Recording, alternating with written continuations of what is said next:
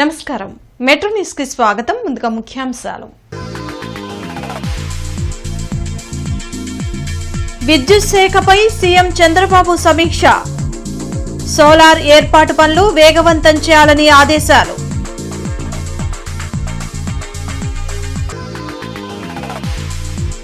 Narla Venkateswararao auditorium పునర్నిర్మాణానికి ఏర్పాట్లు. అన్నమయ్య సేవా సమితికి అప్పగించిన కేంద్ర మంత్రి పెమ్మసాని.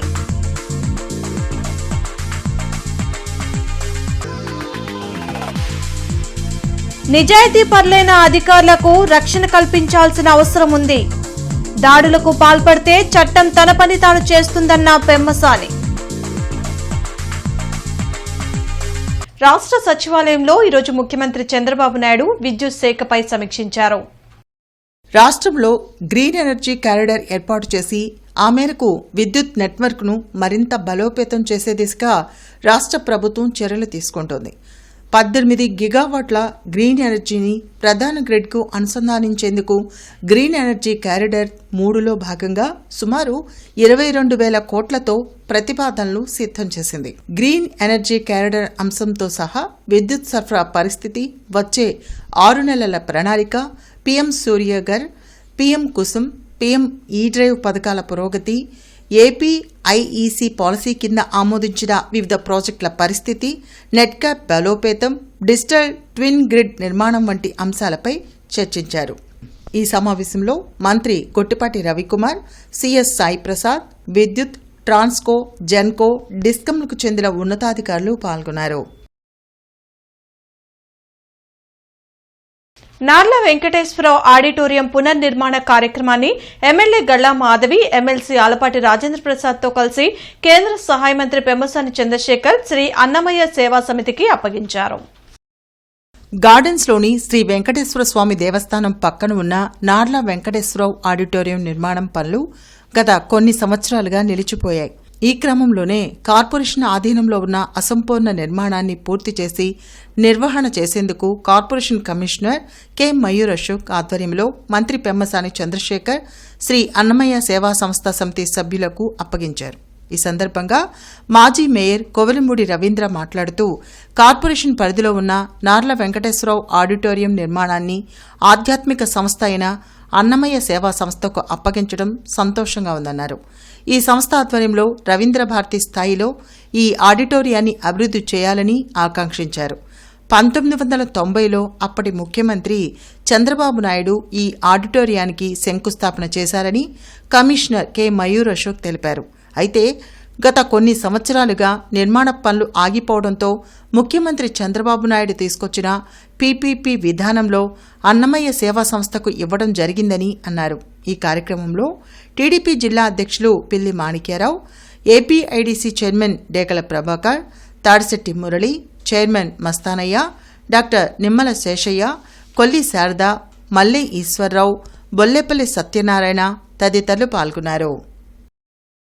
అదేవిధంగా ఇది 2 సంవత్సరాలు టైం పెట్టారు కంప్లీట్ చేయడానికి. అయితే దానికంటే ముందే కంప్లీట్ చేసి ఇందాక మీరు చెప్పినట్టు ఒక మంచి రవీంద్ర హైదరాబాద్ అంటే ఎన్నో కన్వెన్షన్ సెంటర్లు ఉన్నా కూడా గుర్తుండేది ఒక రవీంద్ర భారతి. ఎందుకంటే అందులో కల్చరల్ ప్రోగ్రామ్స్ కానీ ఇవన్నీ ఉన్నాయి. కాబట్టి అదే విధంగా అద్భుతంగా చెందాలి. అలా అని చెప్పి ఇప్పుడు ఖర్చులు ఉన్నా కూడా, ఎందుకంటే ఇట్లాంటి మంచి మంచి కళ్యాణ మండపాలు వస్తే కాంపిటీషన్ పెరుగుతుంది సమాజంలో. కాంపిటీషన్ పెరిగి అవైలబిలిటీ పెరిగినప్పుడు ఆటోమేటిక్గా ఖర్చులు కూడా తగ్గుతాయి. ఇది అల్టిమేట్గా మధ్యతరగతి పేద ప్రజలకు ఉపయోగపడుతుందని మీ అందరికీ నేను తెలియజేసుకుంటూ ఉన్నాను.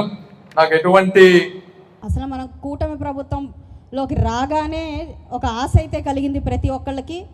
అందుకే ఇది ఇప్పుడైతేనే జరుగుతుంది అని చెప్పి పెద్దలందరూ కూడా పూనుకొని మా దాకా రావడం జరిగింది. లేకపోతే ఆ నమ్మకం లేకపోతే ఎట్టి పరిస్థితుల్లో ఇది జరిగేది కాదు. ఏదైనా డిస్ట్రాక్ట్ చేయడానికి, ఏదైనా పని జరగకుండా పోవడానికి ఏదో పాలల్లో ఒక చిన్న విషం చుక్క చాలు అన్నట్టుగా ఒక వ్యక్తి సరిపోతాడు. కానీ మంచి చేయాలి అని అంటే మాత్రం నిజంగా ఎన్నో చేతులు కావాలి. ఈరోజు ఈ ఆడిటోరియం, ఇక్కడ ఎంతమంది పెద్దలు కూర్చున్న ఈ ఆడిటోరియం కూడా ఒక నిదర్శనంగా ఉంటుంది.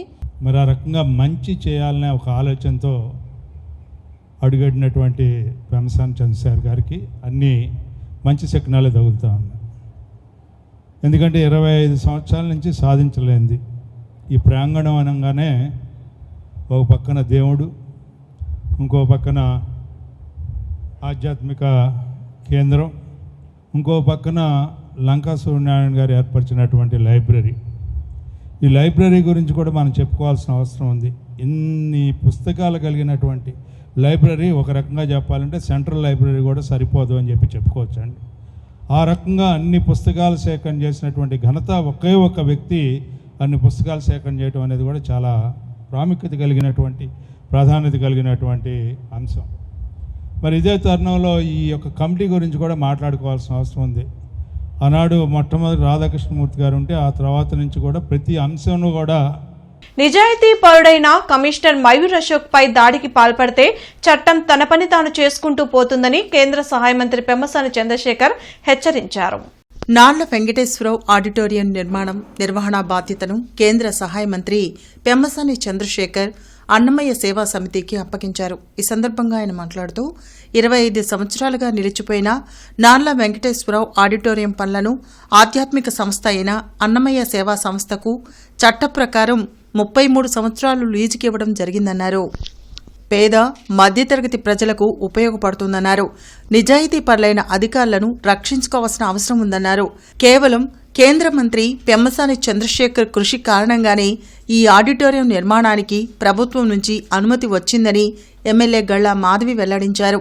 ఈ కార్యక్రమంలో ఆలయ కమిటీ సభ్యులు, కూటమి నాయకులు పాల్గొన్నారు. అనంతరం 1,30,00,000 వ్యయంతో నిర్మాణం చేయనున్న పార్క్ రిటర్నింగ్ వాల్ నిర్మాణానికి మంత్రి పెమ్మసాని చంద్రశేఖర్ శంకుస్థాపన చేశారు. మొన్న కమిషనర్ గారి ఆఫీసులో కొంతమంది వాళ్ళకి ఏదో ఇబ్బంది జరిగిందని చెప్పి గొడవ చేశారు.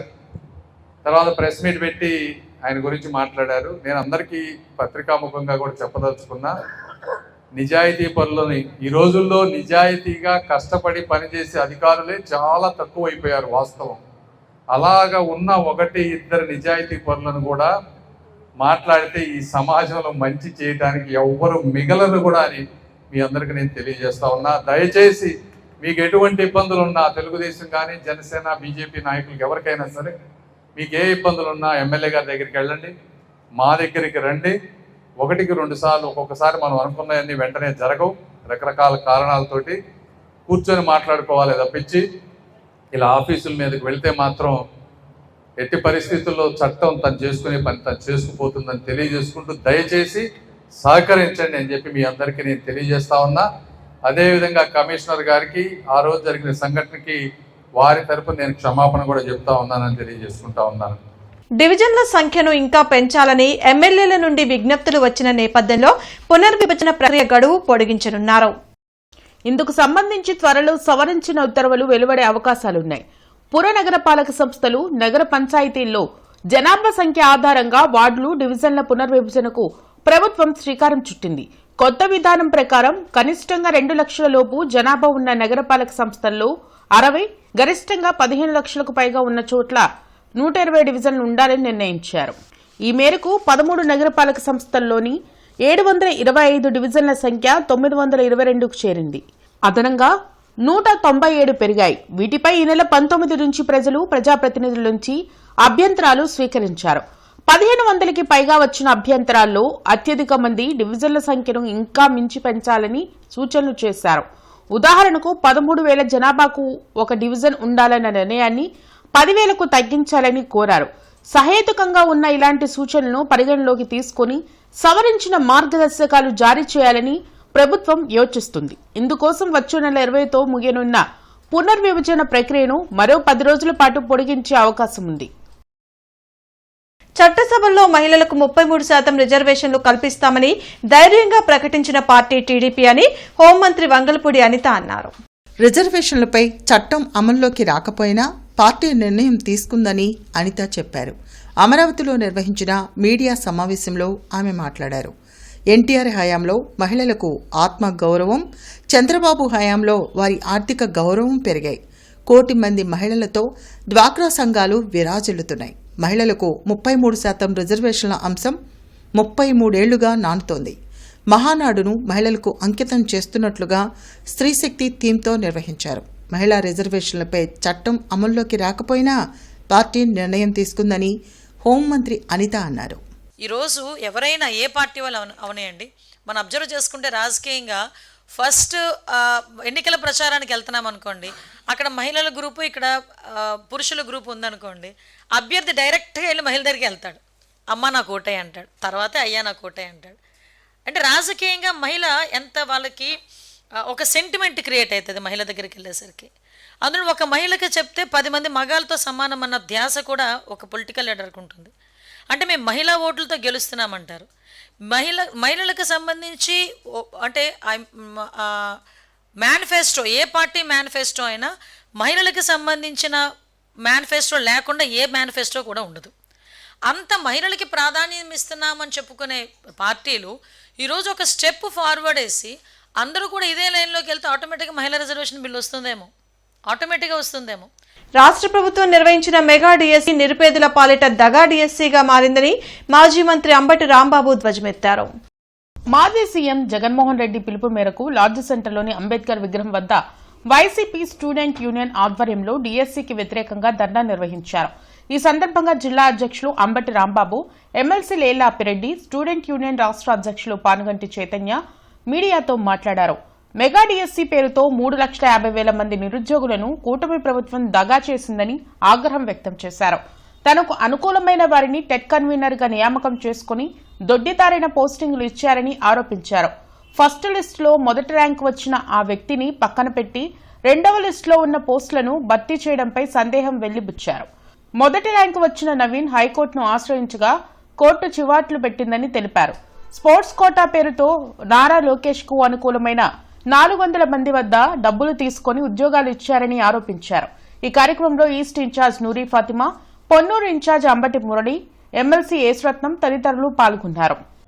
మెగా డిఎస్సీలో పోస్టులు అమ్ముకునేటటువంటి స్థాయికి విద్యాశాఖ మంత్రి గారు నారా లోకేష్ గారు లవ్ క్యాష్లో దిగజారిపోయాడనే విషయాన్ని చాలా స్పష్టంగా అర్థమవుతున్నటువంటి అంశాలు. దీని మీద విచారణ జరపమని డిమాండ్ చేస్తున్నాం.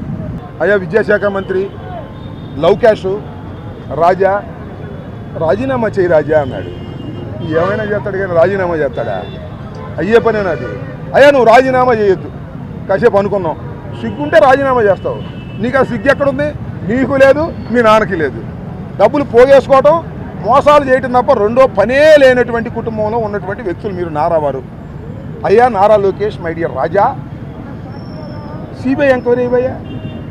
ఏం తప్పు చేయకుండానే సడన్గా టెట్ కన్వీనర్ని తొలగించి ఎస్సీఆర్టీలోని ఒక జాయింట్ డైరెక్టర్గా పనిచేస్తున్న వ్యక్తిని టెట్గా కన్వీనర్గా నియమించడం జరిగింది. అంటే ఈ తొలగించడం, కొత్త వ్యక్తిని పెట్టడం, ఇది నారా లోకేష్ సంబంధించిన వ్యక్తి అని చెప్పేసి నేను చెప్తా ఉన్నా. ఎప్పుడైతే ఈ టెట్ కన్వీనర్ని మార్చి కొత్త వ్యక్తిని పెట్టాడో అతను ఎస్సీఆర్టీ సంబంధించిన ఉద్యోగాటంలో దాంట్లోనే ఎస్సీఆర్టీ సంబంధించి ఒక కాంట్రాక్ట్ ఉద్యోగిగా పనిచేస్తున్న కంప్యూటర్ ఆపరేటర్గా పనిచేస్తున్న నవీన వ్యక్తి అక్కడే వర్క్ చేస్తూ ఉన్నాడు. ఈ నవీన వ్యక్తి క్వశ్చన్ పేపర్లు ఆన్లైన్లో ఎక్కించిన నవీన వ్యక్తి ఒక డిఎస్ అభ్యర్థి. అతను ఎన్టీఆర్ జిల్లా సంబంధించిన ఒక నర్సరావుపేటలో టీడీపీ మహిళా కార్యకర్తలు మంత్రి లోకేష్ కి ధన్యవాదాలు తెలుపుతూ ర్యాలీ నిర్వహించారు. 2029 సార్వత్రిక ఎన్నికల్లో టీడీపీలో మహిళలకు 33% సీట్లు ప్రకటించడంపై మహిళలు హర్షం వ్యక్తం చేస్తూ స్వాగతించారు. అన్న ఎన్టీఆర్ నుండి మహిళలకు టీడీపీ పార్టీలో ప్రత్యేక స్థానం ఉంది. అన్న ఎన్టీఆర్ ఆశయాలను కొనసాగిస్తూ స్త్రీలకు ప్రత్యేక స్థానం కల్పించడంలో చంద్రబాబు, లోకేష్ ముందున్నారని అన్నారు. మహిళా ర్యాలీలో స్థానిక ఎమ్మెల్యే అరవింద్ బాబు, జిల్లా టీడీపీ అధ్యక్షుడు జానీ బాషా పాల్గొన్నారు. మనం పార్లమెంట్లో అమలు చేసినా చెయ్యకపోయినా ఇక్కడ ఈ రాష్ట్రంలో, ఆంధ్ర రాష్ట్రంలో మహిళలకి 33% రిజర్వేషను 29 ఎన్నికల్లో మేము అమలు చేస్తామని చెప్పిన లోకేష్ గారు చెప్పటం నిజంగా అది చాలా గొప్ప విషయం, చాలా ధైర్యవంతమైన విషయం కూడా. ఎవరు ఆ నిర్ణయం చేయలేరు, ఎవరు ఆ సాహసం చేయలేరు. ఇది ఒక్క తెలుగుదేశం పార్టీకే చెల్లుతుంది. తెలుగుదేశం పార్టీ నిర్ణయాలు తీసుకోగలుగుతుంది. భవిష్యత్తులో కూడా మహిళలకు ఎప్పుడూ కూడా తెలుగుదేశం పార్టీ వెన్నంటుంటుంది. ఇప్పుడు చూడండి, లా అండ్ ఆర్డర్ కూడా మన ప్రభుత్వం వచ్చాక ఎంత ప్రశాంతంగా ఉందో, మహిళలు ఎంత ప్రశాంతంగా ఉద్యోగాలు, వ్యాపారాలు, వ్యవసాయం, వృత్తి పనులన్నీ చేసుకుంటా ఉన్నారు. That is Telugu Desam party. Chandrababu Naidu గారి తెలివితేటల్ని, ఆయన ఆశయాల్ని, అలాగే ఎన్టీ రామారావు గారి ఆశయాల్ని పునిగిపుచ్చుకొని ముందుకు తీసుకెళ్తున్నటువంటి వ్యక్తి నారా లోకేష్ గారు. మేమందరం ఇలా ఆంధ్ర రాష్ట్ర మహిళలందరం కూడా లోకేష్ గారికి మేము రుణపడి ఉంటాం. త్రాగునీటి అవసరాల నిమిత్తం సాగర్ జలాలు విడుదల చేస్తున్నట్లు లింగంగుంట్ల ఎన్ఎస్పీ ఈడివి సుబ్బారావు తెలిపారు. సుబ్బారావు మాట్లాడుతూ ఈ నెల 30వ తేదీన శావల్యపురం మండలం గంటావరిపాలెం గ్రామ సమీపాన ఉన్న అద్దంకి బ్రాంచ్ కెనాల్ కు 1000 క్యూసెక్కుల సాగర్ జలాలు త్రాగునీరు అవసరాల కోసం విడుదల అవుతాయన్నారు. పల్నాడు, బాపట్ల, ప్రకాశం జిల్లాల పరిధిలోని మంచినీరు చెరువులు, వాగులు, కుంటలు నింపుకునేలా చర్యలు తీసుకున్నామన్నారు. ప్రస్తుతం మాచర్ల పరిధిలో బొగ్గువాగు నింపుతున్నట్లు తెలిపారు. చెరువులను అధికారులు పర్యవేక్షించారని చెప్పారు.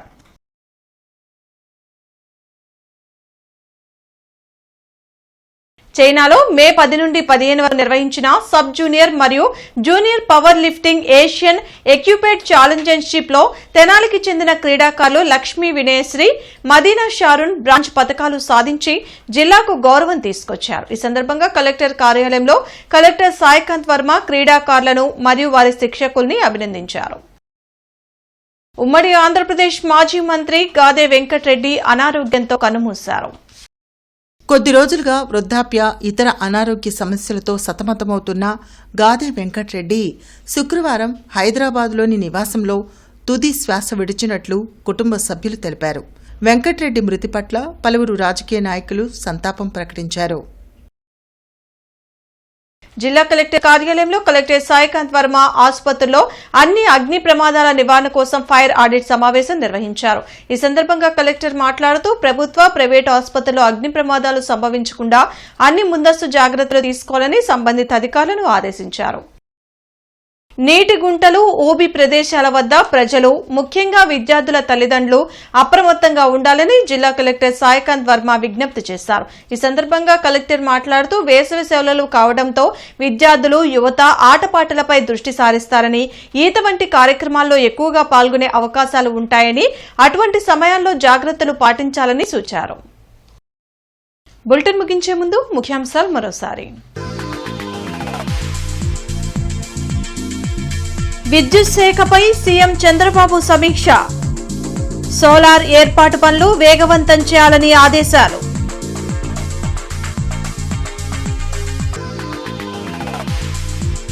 నార్ల వెంకటేశ్వరరావు ఆడిటోరియం పునర్నిర్మాణానికి ఏర్పాట్లు. అన్నమయ్య సేవా సమితికి అప్పగించిన కేంద్ర మంత్రి పెమ్మసాని.